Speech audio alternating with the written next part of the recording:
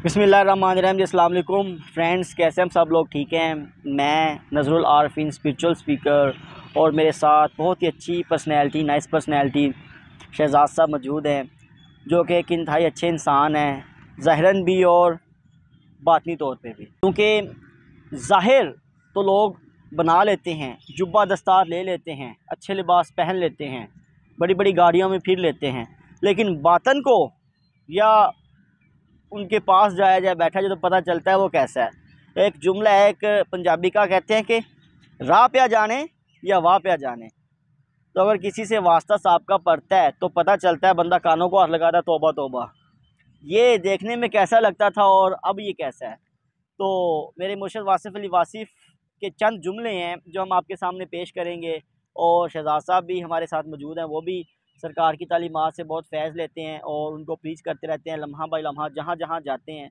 तो आप फरमाते हैं, मैं एक फ़र्द हूँ, मुझसे है मिल्लतों का ज़हूर, हकीकतों को जन्म देने वाला ख्वाब हूँ मैं। आप फरमाते हैं, तिनके को भी हकीर ना समझो, अगर आँख में पड़ गया तो वो भी बता देगा। लिहाजा किसी भी छोटी सी शय को हकीर नहीं जानना चाहिए, उसका भी कोई ना कोई मुकाम, कोई ना कोई स्टेटस, कोई ना कोई मर्तबा होता है। आप देखें हमारी सोसाइटी में हम अपने से मुंसलिक लोगों को हकीर जानना शुरू कर देते हैं।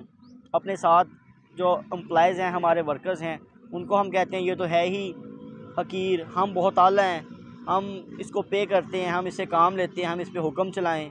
तो ये सारी जो सिचुएशंस है ना, आपने बताया किसी शय को हकीर नहीं जानना, उसको दूसरे को इज़्ज़त दोगे तो ही तुम्हें इज़्ज़त मिलेगी। आप फरमाते हैं, वो शख्स जो अपने आप को माहौल से बुलंद समझता है सुकून नहीं पाएगा, और वो शख्स जो अपने आप को अपने माहौल से नीचा समझता है वो भी सुकून नहीं पाएगा। या ना अपने आप को बुलंद करो और ना अपने आप को इतना पस्त करो कि लोग आप पे चढ़ाई कर दें, म्याना रवि इख्तियार करो, सुकून पा जाओगे।